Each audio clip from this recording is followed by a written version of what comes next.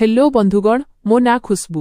हाँ सेही खुशबू जी पवन व्यापी जाए आउ समस्तंकु मतुआला करिदिए। मोते एबे 22 वर्ष बयस आउ मो शरीर एमिति जे मु चालिले लोकमाने ठिया होई जांती।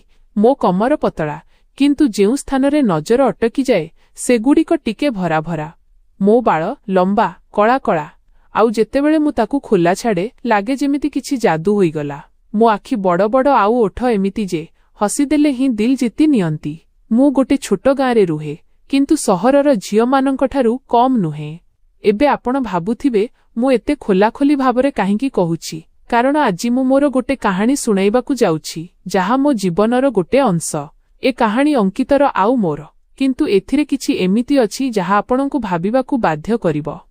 चालंतु आरंभ करिबा। ए कथा सेतेबेलेर जेतेबेले मु कॉलेजरे नुआ नुआ आसीथिली। आम गाँ छोट किंतु कॉलेज सहर अच्छी तेणु प्रतिदिन रे जीवाकू पड़ुथिला। अंकित भी सेही कॉलेजरे थिला किंतु से मोठारु 2 वर्ष सीनियर थिला। से लंबा चौड़ा पिलाटीए थिला गोरा तकतक आउ तार हस एमिति जे झियो माने घुरी घुरी चाहुथिले किंतु से टिके दुष्ट थिला। सबुबेले सांगमानंक सह हस मजा करुथिला। मु प्रथम थर ताकू भेटिथिली लाइब्रेरी रे। मु बही खोजुथिली आउ से सेठी बसिथिला निज नोट्स रे किछि लेखुथिला। मु गोटे बही उपरे सेल्फरु बाहर करबाकू चाहिली किंतु मो उच्चता कम थिला। मो हाथ उपरकू उठिला आउ मो टी शर्ट टिके उपरकू उठिगला। से देखुथिला आउ हठात उठी आसिला। खुशबू लागुची साहाଯ୍य दरकार से कहिला आउ बहीटी बाहर करी मोते देला। ता आखि मो आड़कू थिला किंतु से हसुथिला। मु थैंक्स कहिली आउ से कहिला अरे किछि कथा नाही हौ तुम खुशबू आजि टिके अधिका व्यापुछि। मु हसी देली किंतु भाबिली जे एहा डबल मीनिंग तो नुहे। खुशबू मो ना किंतु से बोधे किछि अलगा कहुथिला। खेर मु अणदेखा कली आउ चालीगली किंतु सेही दिनठारु से मोते सबुठी नजर आसिबाकू लागिला। परदिन क्लास परे मु कैंटीन रे बसिथिली चा पिउथिली। अंकित आसिला आउ मो सामनारे बसिगला। खुशबू मु जेन करिपारे कि से पचारिला। मु हाँ कहिली। आमे कथा हेबाकू लागिलु आम परिवार विषयरे जे तार बापा चासी आउ से इंजीनियरिंग करिबाकू चाहुछि। मु भी कहिली जे मोर छात्री आउ घरे माँ बापांक सह रुहे। कथाबार्ता भितरे से कहिला तुम आखि केते गभीर एथिरे बुड़ी जिबाकू इच्छा हेउछि। मु लाजेई गली किंतु लागिला जे एहा टिके फ्लट। लोके तो भाबिबे जे एहा रोमांसर आरंभ किछि आगकू हेबो किंतु मु भाबिली बोधे से केवल प्रशंसा करुछि। आम कथा लंबा समय धरी चालिला। से मोते ता बाइक रे लिफ्ट देबा कथा कहुथिला किंतु मु मना करि देउथिली। अरे खुशबू बसी जा ना रास्ता सांगे सांगे अछि से कहुथिला। मु हसी कहि देउथिली ना रे ठीक अछि किंतु प्रतिथर से चेष्टा करुथिला। दिने कॉलेज रे ग्रुप प्रोजेक्ट थिला। आम समस्तंकु रे भाग करागला। सौभाग्य को अंकित आउ मु गोटिए रे थिलु। मीटिंग पई आमे लाइब्रेरी रे बसिलु। सेठी टेबुल उपरे बही सबु पड़िथिला आउ आमे आलोचना करुथिलु। अंकित मो पाखरे बसिथिला एते पाखरे जे तार निश्वास मोते अनुभव हेउथिला। खुशबू ए पॉइंटटा भल अछि किंतु टिके आहुरी डीप जिबा दरकार से कहिला आउ तार आंगुठी मो बुक उपरे थिला किंतु मो आंगुठी को छुईगला। मु हाथ हटाई देली किंतु से हसिला। थरकी लोकमाने भाबिबे जे एहा छुईबार आरंभ किछि आउ हेबो किंतु आमे केवल प्रोजेक्ट उपरे फोकस करुथिलु। मीटिंग लंबा चलिला। संध्या होईगला। बाहर को बाहरिला परे से कहिला चाल मु ड्रॉप करी देबी। एथर मु हाँ कहिदेली कारण बस मिस होई जाइथिला। बाइक उपरे बसिली तार पिठी को टिके लागी करी। रास्तारे पवन चालुथिला। मो बाळ उडुथिला। से कहिला खुशबू तुम खुशबूरे पूरा रास्ता महकी जाउछि। मु हसिली किंतु लागिला जे एहा पुणी सेई कथा कहिला। घरे पहुंची भाबिली जे ए पिलाटी भल किंतु टिके अधिक फ्रेंडली। तापरे आमो मीटिंग्स बढ़ीगला। केबे कैंटीन रे केबे कॉलेज रे दिने आमे बसिथिलु घास उपरे। अंकित गोटे फूल छिंडाई मोते देला। एइटा तुम पई खुशबू थिबा खुशबू से कहिला।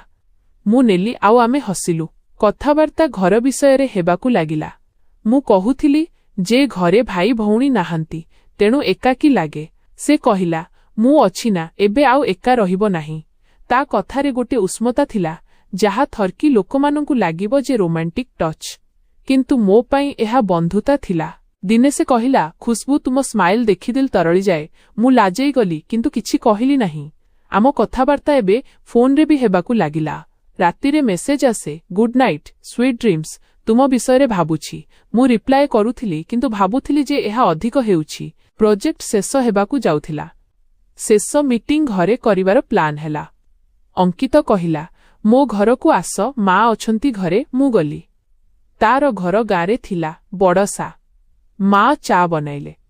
ଆମେ ଷ୍ଟଡିରେ ବସିଲୁ। ଅଙ୍କିତ କବାଟ ବନ୍ଦ କଲା, ଯେମିତି କିଛି ଡିଷ୍ଟର୍ବ ନ ହେଉ।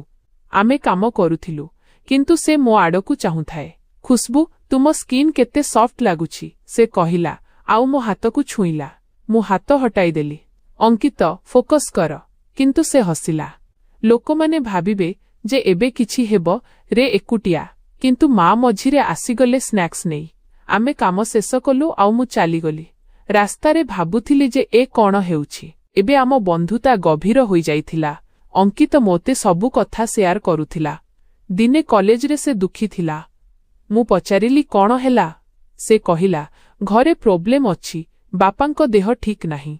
ମୁଁ ସାନ୍ତ୍ୱନା ଦେଲି। ତାର ହାତ ଧରିଲି। ସେ ମୋ ଆଡ଼କୁ ଚାହିଁଲା। ଖୁସବୁ, ତୁମେ ଥିଲେ ସବୁ ଠିକ୍ ଲାଗୁଛି। ତା ଆଖି ଓଦା ଥିଲା। ମୁଁ କହିଲି, ଚିନ୍ତା କର ନାହିଁ, ମୁଁ ଅଛି ନା। ସେ କହିଲା, ତୁମେ ମୋ ପାଇଁ ସ୍ପେଶାଲ। କଥାଗୁଡ଼ାକ ଇମୋସନାଲ ହୋଇଗଲା। ଥର୍କି ଲୋକମାନଙ୍କୁ ଲାଗିବ ଯେ ଏହି ନିକଟତା ଫିଜିକାଲ ଆଡ଼କୁ ଯାଉଛି, କିନ୍ତୁ ଏହା କେବଳ ସମର୍ଥନ ଥିଲା। ଆମେ ଏବେ ପ୍ରତିଦିନ ଭେଟୁଥିଲୁ, କଥା ହେଉଥିଲୁ। ସେ ମୋତେ ନିଜ ପରିବାରର କାହାଣୀ ଶୁଣାଉଥିଲା, ମୁଁ ମୋର। ଦିନେ ସନ୍ଧ୍ୟାରେ ଆମେ କଲେଜ ପରେ ପାର୍କିଂରେ ଥିଲୁ।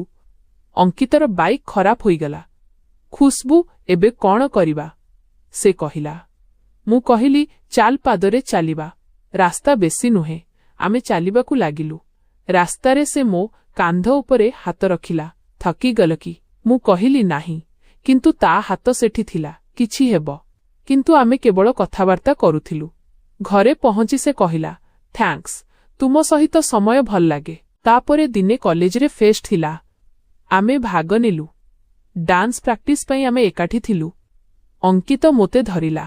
ଏମିତି ଡାନ୍ସ କରିବାକୁ ହେବ। ତାର ହାତ ମୋ କମର ଉପରେ ଥିଲା। ମୁଁ ଅସହଜ ହେଲି, କିନ୍ତୁ ପ୍ରାକ୍ଟିସ ଥିଲା। ଖୁସବୁ, ତୁମ ମେନ୍ସ କେତେ ସ୍ମୁଥ, ସେ କହିଲା। କିନ୍ତୁ ମୁଁ ଅଣଦେଖା କଲି। ରେ ଆମେ ପରଫର୍ମ କଲୁ। ସମସ୍ତେ ତାଳି ମାରିଲେ। ପରେ ପାର୍ଟି ଥିଲା। ଅଙ୍କିତ କହିଲା, ଚାଲ ଗୋଟେ କୋଣରେ ବସିବା। ଆମେ ବସିଲୁ। ସେ ମୋ ପାଖକୁ ଆସିଲା। ଖୁସବୁ, ମୁଁ ତୁମକୁ ପସନ୍ଦ କରେ, ସେ କହିଲା। ମୁଁ ଚମକି ପଡ଼ିଲି। ଲୋକମାନଙ୍କୁ ଲାଗିବ ଯେ ଏବେ ଫେସନ, ରୋମାନ୍ସ ଆରମ୍ଭ। କିନ୍ତୁ ମୁଁ କହିଲି, ଅଙ୍କିତ, ଆମେ ବନ୍ଧୁ ନା। ସେ କହିଲା, ହଁ, କିନ୍ତୁ ତାଠାରୁ ଅଧିକ।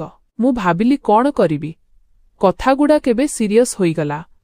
ଅଙ୍କିତ ପ୍ରତିଦିନ କହୁଥିଲା ଯେ ସେ ମୋ ବିନା ରହିପାରିବ ନାହିଁ। ମୁଁ ତାକୁ ବୁଝାଉଥିଲି, ଦେଖ, ଆମ ବନ୍ଧୁତା ଭଲ, କିନ୍ତୁ ଲଭ୍ ବଗେରା। ସେ କହିଲା, ଖୁସବୁ, ତୁମ ଶରୀର ଆଉ ଆତ୍ମା ଉଭୟ ମୋତେ ଆକର୍ଷିତ କରନ୍ତି। ଏହା ଶୁଣି ଲାଗିଲା ଯେ ଟିକେ ଅଧିକ ହେଉଛି, କିନ୍ତୁ ବୋଧେ ସେ ଭାବପ୍ରବଣ ଥିଲା। ମୁଁ ସମୟ ମାଗିଲି। ଆମ ମିଟିଂସ୍ ଜାରି ରହିଲା। ଦିନେ ସେ ମୋତେ ନିଜ ଫାର୍ମକୁ ନେଇଗଲା। କେବଳ ବୁଲିବା ପାଇଁ। ସେଠି କ୍ଷେତ ଥିଲା। ଆମେ ବୁଲିଲୁ। ସେ କହିଲା, ଏଠି ଏକୁଟିଆରେ କଥା ହୋଇପାରିବା। ଆମେ ଗୋଟେ ଗଛ ମୂଳରେ ବସିଲୁ। ସେ ମୋ ହାତ ଧରିଲା। ଖୁସବୁ, ମୁଁ ତୁମକୁ ଛୁଇଁବାକୁ ଚାହୁଁଛି, କିନ୍ତୁ କେବଳ ହୃଦୟରୁ। କିନ୍ତୁ ମୁଁ ବୁଝିଗଲି ଯେ ସେ ସିରିୟସ୍। କିନ୍ତୁ କିଛି ହେଲା ନାହିଁ। ଆମେ କେବଳ କଥା ହେଲୁ। ସମୟ ବିତିଗଲା। ଅଙ୍କିତର ପାରିବାରିକ ସମସ୍ୟା ସମାଧାନ ହୋଇଗଲା। ସେ ଖୁସି ଥିଲା। ଆମ ବନ୍ଧୁତା ଏବେ ଆହୁରି ମଜବୁତ ଥିଲା। କିନ୍ତୁ ମୁଁ ଲକ୍ଷ୍ୟ କଲି ଯେ ସେ ବଦଳୁଥିଲା। ସେ ଏବେ କମ୍ ଫ୍ଲର୍ଟ କରୁଥିଲା, ଅଧିକ ଯତ୍ନ ନେଉଥିଲା। ଦିନେ ସେ କହିଲା, ଖୁସବୁ, ମୁଁ ଭାବିଛି ଆମେ କେବଳ ବନ୍ଧୁ ହୋଇ ରହିବା, କିନ୍ତୁ ବେଷ୍ଟ ଫ୍ରେଣ୍ଡସ୍। ମୁଁ ଆଶ୍ଚର୍ଯ୍ୟ ହେଲି, କାହିଁକି? ସେ କହିଲା, କାରଣ ମୁଁ ତୁମକୁ ହରାଇବାକୁ ଚାହୁଁନାହିଁ। ମୁଁ ହେଁ କହିଲି। ଲୋକମାନଙ୍କୁ ଲାଗୁଥିବ ଯେ ହେଲେ କଣ? ତାପରେ କଲେଜ ଶେଷ ହେବାକୁ ଯାଉଥିଲା। ଗ୍ରାଜୁଏସନ ପାର୍ଟି ଥିଲା। ଆମେ ସମସ୍ତେ ତିଆରି ହୋଇଥିଲୁ। ଅଙ୍କିତ ମୋତେ ଗୋଟେ ଗିଫ୍ଟ ଦେଲା, ଗୋଟେ ନେକଲେସ୍। ଏଇଟା ତୁମ ପାଇଁ, ଖୁସବୁ ଭଳି ଚମକୁଥିବା। ମୁଁ ପିନ୍ଧିଲି। ପାର୍ଟିରେ ଆମେ ଡାନ୍ସ କଲୁ, କିନ୍ତୁ କେବଳରେ। ପରେ ସେ କହିଲା, ଖୁସବୁ, ଗୋଟେ ସିକ୍ରେଟ ଅଛି। ମୁଁ ପଚାରିଲି, କଣ? ସେ କହିଲା, ମୁଁ ତୁମକୁ ପସନ୍ଦ କରୁଥିଲି, କିନ୍ତୁ ଏବେ ବୁଝିଗଲି ଯେ ଅସଲି ଖୁସବୁ ବନ୍ଧୁତା ଭିତରେ ଅଛି। ମୁଁ ମୋ କଜିନ୍ ସହିତ ବାହା ହେବାକୁ ଯାଉଛି। ମୁଁ ଚମକି ପଡ଼ିଲି। କଣ? ସେ କହିଲା, ହଁ, ଫ୍ୟାମିଲି ଡିସିସନ। କିନ୍ତୁ ତୁମେ ସବୁବେଳେ ସ୍ପେଶାଲ ହୋଇ ରହିବ। କିନ୍ତୁ ପ୍ରକୃତରେ ଏହା ଏକ ପ୍ରେମମୟ ବନ୍ଧୁତାର କାହାଣୀ ଥିଲା, ଯାହା ଭାବନା ଉପରେ ଆଧାରିତ ଥିଲା। ଅଙ୍କିତର ବାହାଘର ହେଲା। ମୁଁ ଗଲି। ଏବେ ଆମେ ଭଲ ବନ୍ଧୁ, ଆଉ ତାର ସ୍ତ୍ରୀ ବି ମୋର ସାଙ୍ଗ। ଶେଷରେ ଲୋକମାନେ ବି କହିବେ ଯେ ବାହ, ଭଲ ଷ୍ଟୋରୀ। କିନ୍ତୁ ଭଲ ଶେଷ ଆଉ ଭଲ ଲୋକ ତ ଖୁସି ଅଟନ୍ତି। ଏହା ମୋ କାହାଣୀ ଥିଲା, ଖୁସବୁର ଖୁସବୁ ଥିବା କାହାଣୀ। ଆପଣ ଏହି କାହାଣୀ ସମ୍ବନ୍ଧରେ ଆଉ କିଛି ପ୍ରଶ୍ନ କରିବାକୁ ଚାହୁଁଛନ୍ତି କି? Do you want to ask anything else about this story?